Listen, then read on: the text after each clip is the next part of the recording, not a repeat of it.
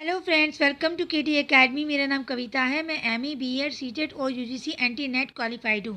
Friends, अगर आप channel पर पहली बार आए हैं तो चैनल को सब्सक्राइब जरूर कर लीजिए, बेल आइकन को प्रेस कीजिए और लाइक कीजिए, शेयर कीजिए। फ्रेंड्स, अगर आपने इससे पहले की वीडियो नहीं देखी तो जाके जरूर देखिए, वो आपके बहुत काम आने वाले हैं। हम तैयारी कर रहे हैं फ्रेंड्स एंटी यूजीसी नेट की हिंदी सब्जेक्ट से।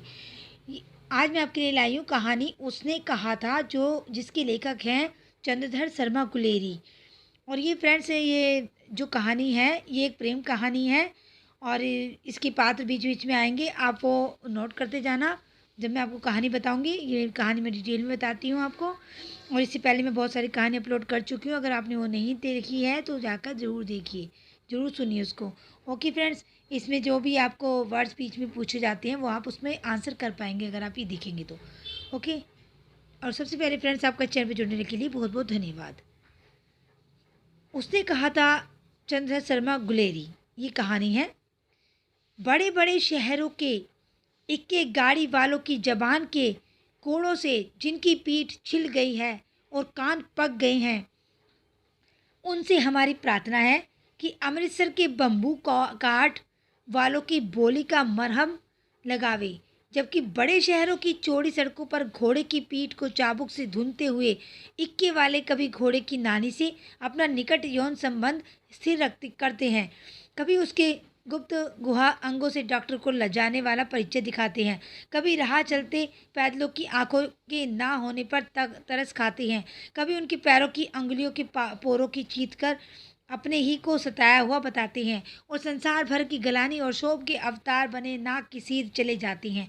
तब अमृतसर में उनकी बिरादरी वाले तंग चक्करदार गलियों में हर एक लट्ठी वाले के लिए ठहर कर सब्र का समुद्र उमड़ा कर बचो खालसाजी, हटो भाईज, ठहरना भाई, आने दो लाला जी, हटो बाछा कहते हुए सफ़ेद फेटों खच्चरों और बतकों, गन्ने और खोमचे और भारे वालों के जंगल से राह खेते हैं। क्या मजाल है कि जी और साहब बिना सुने किसी को हटना पड़े। यह बात नहीं कि उनकी जीभ चलती ही नहीं चलती है, पर मीठी छुरी की तरह महीन मार करती हुई। यदि कोई बुढ़िया बार बार चिटौनी देने पर भी लीक से नहीं हटती तो उनकी बचनावली के ये नमूने हैं। हट जा जीणे जोगिए, हट जा कर्मा वालिए, हट जा पुता प्यारिए, बच जा लंबी चालिए। समष्टि में इसका अर्थ है कि तू जीने योग्य है, तू भाग्यों वाली है, पुत्रों की प्यारी है, लंबी उम्र तेरे सामने है, तू क्यों मेरे पहियों के नीचे आना चाहती है, बच जा। ऐसे बम्बू काट वालों के बीच में होकर एक लड़का और एक लड़की चौक की दुकान पर आ मिले। उसके बालों और इसके ढीले सुधने सुधने से जान पड़ता था कि दोनों सिख है। वह अपने मामा के केश धोने के लिए दही लेने आया था और यह रसोई के लिए बढ़िया। दुकानदार एक परदेसी से गूंथ रहा था जो शेर भर गीले पापड़ों की गट्ठी गिने बिना हटता ना था। तेरा घर कहाँ है? मगरे में। और तेरा? माझे में। यहाँ कहाँ रहती है? अतर सिंह की बैठक में, वह मेरे मामा होते हैं। मैं भी मामा के आया हूँ, उनका घर गुरु बाजार में है।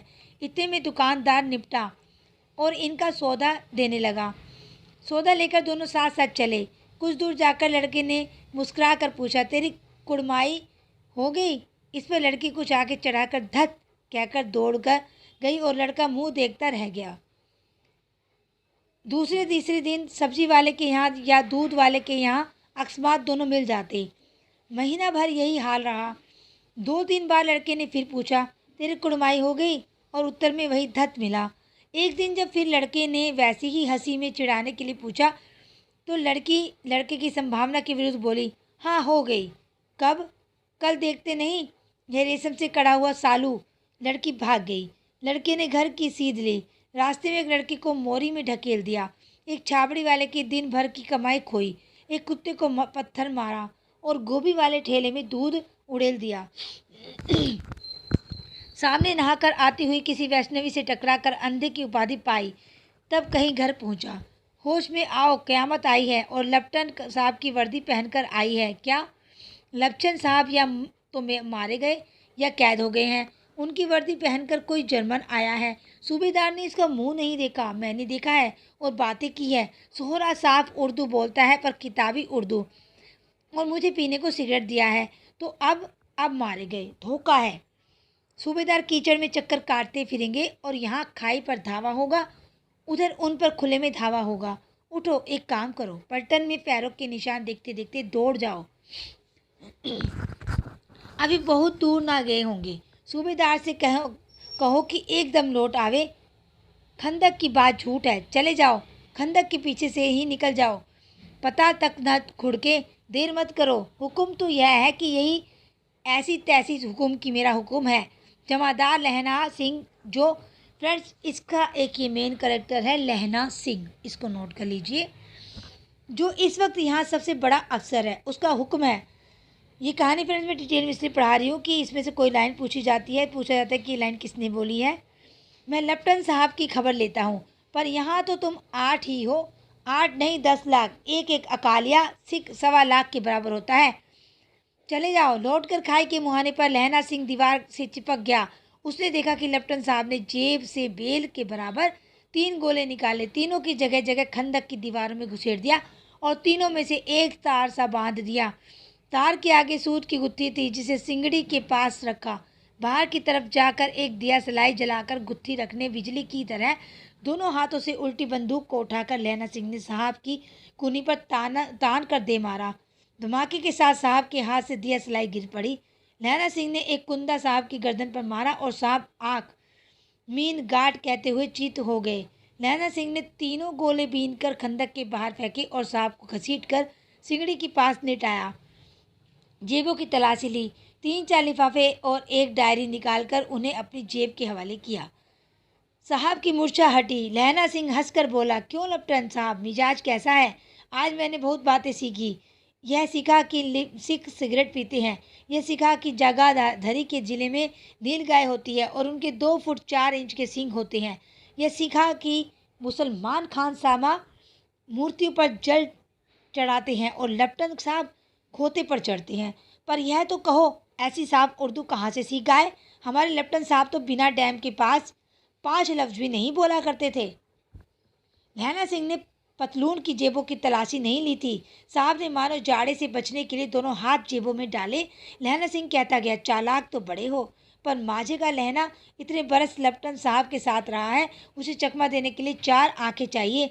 3 महीने हुए एक तुर्की मौलवी मेरे गांव में आया था, औरतों को बच्चे होने का ताबीज बांटता था और बच्चों को दवाई देता था। चौधरी के बड़ के नीचे मंजा बिछाकर हुक्का पीता रहता था और कहता था कि जर्मनी वाले बड़े पंडित हैं, वेद पढ़ पढ़कर उसमें से विमान चलाने की विधा जान गए हैं। गौ को नहीं मारते, हिंदुस्तान में आ जाएंगे तो गौ हत्या बंद कर देंगे। मंडी के बनियों को बहकाता था कि डाक खाने से रुपए निकाल लो, सरकार का राज्य जाने वाला है। डाक बाबू पोलू राम भी डर गया था। मैंने मुल्ला के दाढ़ी मूड दी थी और गांव से बाहर निकाल कर कहा था कि जो मेरे गांव में अब पैर रखा तो साहब की जेब में से पिस्तौल चला और लहना की जांघ में गोली लगी। इधर लहना की हैदरी मार्टिन के 2 फायरों ने साहब की कपाल क्रिया कर दी। धड़का सुनकर सब दौड़ आए। बोधा चिल्लाया, क्या है? लहना सिंह ने उसे तो यह कह कर सुला दिया कि हड़का कुत्ता आया था, मार दिया और औरों से सब हाल कह दिया। बंदूकें लेकर सब तैयार हो गए। लहना ने साफा फाड़ कर घाव की दोनों तरफ पट्टियां कसकर बांधी। घाव मांस में ही था। पट्टियों के कसने से लू बंद हो गया। इतने में 70 जर्मन चिल्लाकर खाई में घुस पड़े। सिखों की बंदूकों की बाढ़ ने पहले धावे को रोका, दूसरे को रोका, पर यहाँ थे 8। लहना सिंह तक तक कर मार रहा था। वह खड़ा था और लेटे हुए था और वे 70 अपने मुर्दा भाइयों के शरीर पर चढ़कर जर्मन आगे घुसे आते थे। थोड़े मिनटों में वे अचानक आवाज आई, वाह गुरु जी फतेह, वाह गुरु दी का खालसा, और धड़ाधड़ बंदूकों के फायर जर्मनों की पीठ पर पड़ने लगे। ऐन मौके पर जर्मन 2 चक्कों के पाटों के बीच में आ गए। पीछे से सूबेदार हजारा सिंह के जवान आग बरसाते थे और सामने से लहना सिंह के साथियों के संगीन चल रहे थे। पास आने पर पीछे वालों ने भी संगीन पिरोया शुरू कर दिया।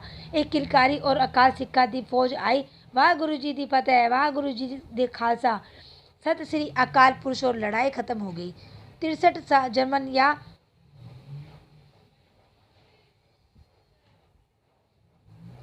ये फ्रेंड्स कहानी जो है वो एक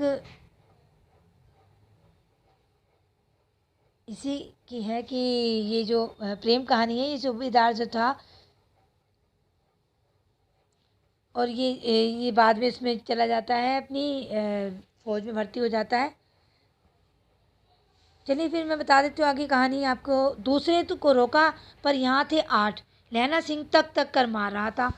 वह खड़ा था और लेटे हुए था और वे 70 अपने मुर्दा भाइयों के शरीर पर चढ़कर जर्मन आगे घुस आते थे। थोड़े मिनटों में अचानक आवाज़ आई, वाह गुरु जी की फतेह, वाह दी खालसा। ये कहानी फ्रेंड्स मैं आपको बता चुकी हूँ। थोड़ा सा इससे आगे चलते हैं अब। एक किलकारी और अकाल सिखाती फौज आई, वाह गुरु जी फतेह, वाह गुरु जी खालसा, सत श्री अकाल पुरुष, और लड़ाई खत्म हो गई। 63 समन या तो खेत रहे थे या खरा रहे थे। सिखों में 15 के प्राण आ गए। सूबेदार की दाहिने कंधे में से गोली आर पार, और इस तरह फ्रेंड्स इसकी गोली लगी थी जो उन्होंने अपना बांध दिया था, वहाँ से साफा बांधा था, तो उस वजह से इनकी जो है खून बंद हो गया था। और इससे आगे चलते हैं अब। ये थी इसमें भारी घाव लगा है। लड़ाई के समय चांद निकल आया था, ऐसा चांद जिसकी प्रकाश से संस्कृत कवियों का दिया हुआ सही नाम सार्थक होता है। और हवा ऐसी चल रही थी जैसे कि बाण भट्ट की भाषा में दंत विनोपदेशाचार्य कहलाती। वजीरा सिंह कह रहा था, कैसे मन मन भरकर फ्रांस की भूमि मेरे बूटों से चिपक रही थी। जब मैं दौड़ा दौड़ा सूबेदार के पीछे गया था, सूबेदार लहना सिंह से सारा हाल सुन और कागजात पाकर उसकी तुरंत बुद्धि को सराह रहे थे और कर रहे थे कि तू ना होता तो आज सब मारे जाते। इस लड़ाई की आवाज़ 3 मील दाहिनी ओर की खाई वालों ने सुन ली थी। उन्होंने पीछे फ़ोन कर दिया था। वहाँ से झट पर 2 डॉक्टर और 2 बीमार ढोने की गाड़ियाँ चली जो कोई 1.5 घंटे के अंदर अंदर आ पहुँची। फील्ड अस्पताल नज़दीक था। सुबह होते होते वहां पहुंच जाएंगे, इसलिए मामूली पट्टी बांधकर एक गाड़ी में घायल लिटाए गए और दूसरी में लाशें रखी गई। सूबेदार ने लहना सिंह की जांग में पट्टी बंधवानी चाहिए। बोध सिंह ज्वर से बर्रा रहा था, पर उसने यह कहकर टाल दिया कि थोड़ा घाव है, सवेरे देखा जाएगा। वह गाड़ी में लिटाया गया। लहना को छोड़कर सूबेदार जाते नहीं थे। यह देख लहना ने कहा, तुम्हें बोधा की कसम है और सूबेदारनी जी की सौगंध है तो इस गाड़ी में ना चले जाओ, और तुम मेरे लिए वहाँ पहुँचकर गाड़ी भेज देना। और जर्मन मुर्दों के लिए भी तो गाड़ियाँ आती होगी। मेरा हाल बुरा नहीं है, देखते नहीं मैं खड़ा हूँ। वजीरा सिंह मेरे पास है ही। अच्छा, पर बोधा गाड़ी पर लेट गया, भला आप भी चढ़ जाओ। सुनिए तो सूबेदारनी, होरा को चिट्ठी लिखो तो मेरा मत्था टेकना लिख देना, और जब घर जाओ तो कह देना कि मुझसे जो उन्होंने कहा था वह मैंने कर दिया। गाड़ियाँ चल पड़ी। सूबेदार ने चढ़ते चढ़ते लहना का हाथ पकड़ कर कहा, तूने मेरे और बोधा के प्राण बचाए हैं, लिखना कैसा साथ ही घर चलेंगे। अपनी सूबेदारनी जी से तू ही कह देना, उसने कहा था। अब आप गाड़ी पर चढ़ जाओ, मैंने जो कहा वह लिख देना और कह भी देना। गाड़ी के जाते ही लहना लेट गया। वजीरा पानी पिला दे और मेरा कमरबंद खोल दे, तड़ हो रहा है। मृत्यु के कुछ समय पहले स्मृति बहुत साफ हो जाती है। जन्म भर की घटनाएं एक एक करके सामने आती है। सारे दृश्यों के रंग साफ होते हैं। समय की धुंध बिल्कुल उन पर से हट जाती है। लहना सिंह 12 वर्ष का है। अमृतसर में मामा के यहाँ आया हुआ है। दही वाले के यहाँ, सब्जी वाले के यहाँ, हर कहीं उसे 8 साल की लड़की मिल जाती है। जब वह पूछता है कि तेरी कुड़माई हो गई, तब वह धत पे कहकर भाग जाती है। एक दिन उसने वैसे ही पूछा तो उसने कहा था, हाँ कल हो गई। 25 वर्ष बीत गए। अब लहना सिंह ने 77 राइफल में जमादार को हो गया है। पहले फ्रेंड्स जमादार कहा करते थे उसमें जो पुलिस में जो हुआ करते थे। उस 8 वर्ष की कन्या का ध्यान ही ना रहा। ना मालूम वह कभी मिली थी या नहीं। 7 दिन की छुट्टी लेकर जमीन के मुकदमे की पैरवी करने वह घर आया। वहाँ रेजिमेंट के अफसर की चिट्ठी मिली, फ़ौरन चले आओ। साथ ही सूबेदार हजारा सिंह की चिट्ठी मिली कि मैं और बोधा सिंह और लहना सिंह, ये 2 करेक्टर हैं इसमें अभी तक आए हैं जो फ्रेंड्स, बिल्लाब पर जाते हैं। लौटते हुए हमारे घर होते आना, साथ चलेंगे। सूबेदार का घर रास्ते में पड़ता था और सूबेदार उसे बहुत चाहता था। लहना सिंह सूबेदार के यहाँ पहुँचा। जब चलने लगे तब सूबेदार बेड़े में निकल कर आया। बोला, लहना सिंह, सूबेदारनी तुमको जानती है, बुलाती है, जा मिल जा। लहना सिंह भीतर पहुंचा। सूबेदारनी जी मुझे जानती है, कब से रेजिमेंट के क्वार्टरों में तो कभी सूबेदार के घर के लोग रहे नहीं। दरवाजे पर जाकर मत्था टेकना कहा। असीस सुनी। लहना सिंह, चुप, मुझे पहचाना नहीं। तेरी कुड़माई हो गई, धतकल हो गई। देखते नहीं, रेशमी बूटों वाला सालू। अमृतसर में भावों की टकराहट से मूर्छा खुली, करवट बदली, पसली का घाव बह गया निकला। वजीरा सिंह, पानी पिला, उसने कहा था। स्वप्न चल रहा है। सूबेदारनी जी कह रही है मैंने तेरे को आते ही पहचान लिया। एक काम कहती हूँ, मेरे तो भाग फूट गए। सरकार ने बहादुरी का खिताब दिया है, लायलपुर में ज़मीन दी है, आज नमक हलाली का मौका आया है, पर सरकार ने हम तीमियों की एक गगरिया पलटन क्यों ना बना दी, जो मैं भी सूबेदारनी जी के साथ चली जाती, सूबेदार जी के साथ चली जाती। एक बेटा है फौज में भर्ती हुए, उसे 1 ही वर्ष हुआ है, उसके पीछे 4 और हुए पर एक भी नहीं जीता। सूबेदारनी जी रोने लगी। मतलब फ्रेंड्स, उसके चारों बेटे मर गए थे और एक ही था जो वो भी फौज में हो गया था। सूबेदारनी जी रोने लगी। अब दोनों जाते हैं मेरे भाग। तुम्हें याद है एक दिन टांगे वाले का घोड़ा दही वाले की दुकान के पास बिगड़ गया था, तुमने उस दिन मेरे प्राण बचाए थे। आप घोड़ों की लातों पर चले गए थे और मुझे उठाकर दुकान के तख्त के पास खड़ा कर दिया था। ऐसे ही इन दोनों को बचाना, यह मेरी भिक्षा है। तुम्हारे आगे मैं आंचल पसारती हूँ। रोती रोती सूबेदारनी ओबरी में चली गई। लहना सिंह भी आंसू पोंछता हुआ बाहर आया। वजीरा सिंह पानी पिला, उसने कहा था। लहना का सिर अपनी गोद में रखे वजीरा सिंह बैठा है। जब मांगता है तब पानी पिला देता है। आध घंटे तक लहना फिर चुप रहा, फिर बोला, कौन? कीरत सिंह। ये भी करेक्टर फ्रेंड नोट कर लो। वजीरा ने कुछ समझ कर कहा, हाँ भैया, मुझे और ऊंचा कर ले, अपने पट पर मेरा सिर रख ले। वजीरा ने वैसा ही किया। हाँ अब ठीक है। वजीरा भी एक करेक्टर है, 4-5 करेक्टर जो फ्रेंड आए हैं वो नोट करते जाइए। पानी पिला दे बस, अब के हाड़ में यह आम खूब फलेगा। चाचा भतीजा दोनों यहीं बैठकर आम खाना। जितना बड़ा तेरा भतीजा है उतना ही बड़ा यह आम। जिस महीने उसका जन्म हुआ था उसी महीने मैंने इसे लगाया था। वजीरा सिंह के आंसू टप टप टपक रहे थे। कुछ दिन पीछे लोगों ने अखबारों में पढ़ा, फ्रांस और बेल्जियम 67वीं सूची, मैदान में घावों से मरा, नंबर 77 सिख राइफल जमादार लहना सिंह। तो ये थी कहानी फ्रेंड्स। उसने कहा था लहना सिंह की कहानी है। लहना सिंह ने जो बचपन का उसका प्रेम था, उसके साथ सूबेदारनी जी थी जो उसके बच्चे को बचाकर अपना कर्तव्य पूरा करा, और यही कहानी थी। उसने कहा था, सूबेदारनी जी ने जो कहा था कि मेरे बच्चे की रक्षा करना, तो लहना सिंह ने उसकी लड़ाई में रक्षा करी और खुद मौत के घाट उतर गया, लेकिन उसकी रक्षा करी। तो ये कहानी थी फ्रेंड, जो ये थी प्रेम कहानी एक। चलिए आज के लिए इतना ही काफ़ी है। नेक्स्ट वीडियो में मिलते हैं नेक्स्ट कहानी से। नेक्स्ट कहानी पढ़ते हैं जब हम पढ़ेंगे। चलिए तब तक के लिए बाय फ्रेंड्स।